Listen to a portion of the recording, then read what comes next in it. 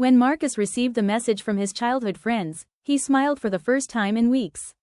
It's been too long. Let's spend one last weekend together at Blackwood Cabin. The message came from Ethan, the unofficial leader of their old group. Along with Sarah, Daniel, and Chloe, they had once been inseparable.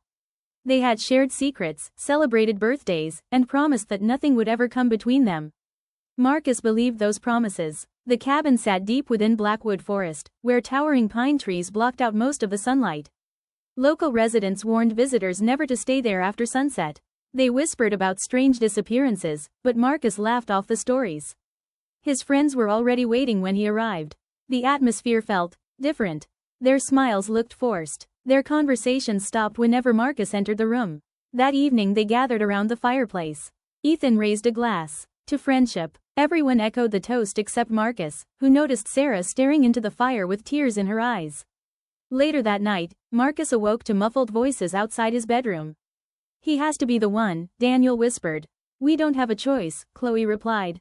"If we don't give it what it wants," Ethan said, "it will come for us again." Marcus froze. Give what it wants? He quietly followed them into the basement. Hidden beneath a dusty rug was a massive symbol carved into the floor, surrounded by melted black candles. In the center rested an old leather-bound journal. Marcus opened it. The journal belonged to the cabin's original owner.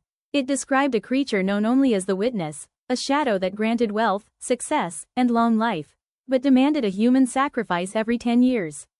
The final page contained 5 names: Ethan, Sarah, Daniel, Chloe, and now, Marcus. A floorboard creaked. His friends turned. "I'm sorry," Sarah sobbed. Ethan stepped forward holding an old hunting knife. "We never wanted it to be you. But it had to be someone we loved." Marcus backed away. "You invited me here to kill me? We invited you here to save ourselves." The basement lights flickered. A cold wind swept through the room although every window was shut. Then the darkness in the corner began to move. It unfolded like living smoke, stretching toward the ceiling. 2 glowing white eyes opened. The Witness had arrived. Its voice echoed inside their minds instead of the room. "One soul, as promised." Marcus ran. His friends chased him through the cabin while the shadow floated silently behind them. The walls began to bleed. Doors opened into empty darkness instead of rooms. The forest outside disappeared beneath a thick black fog. There was nowhere to escape. Ethan finally cornered Marcus near the front door. "I'm sorry." He lunged with the knife. At that exact moment, the shadow wrapped around Ethan. His scream lasted only seconds before he disappeared completely. The Witness spoke again. "Betrayal changes the bargain." One by one, it claimed Daniel and Chloe. Sarah fell to her knees, begging for mercy. "I didn't want this." The creature replied, "You agreed." She vanished into the darkness. Marcus stood alone. Only the creature remained. It stared at him for what felt like hours. Finally it asked, "Will you make the next bargain?" Marcus shook his head. "No." The shadow slowly dissolved into the floor. The fog lifted. Morning sunlight streamed through the windows. The cabin was empty. Police searched for weeks. No trace of Marcus's 4 friends was ever found. Authorities assumed they had wandered into the forest and become lost. Marcus never told anyone the truth. Years later, he received a plain black envelope with no return address. Inside was a single photograph.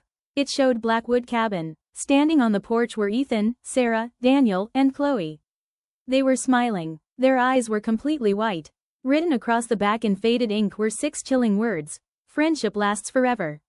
We're waiting for you." Marcus looked out his window. Across the street, 4 familiar figures were standing perfectly still, smiling, waiting. This time, they weren't alone.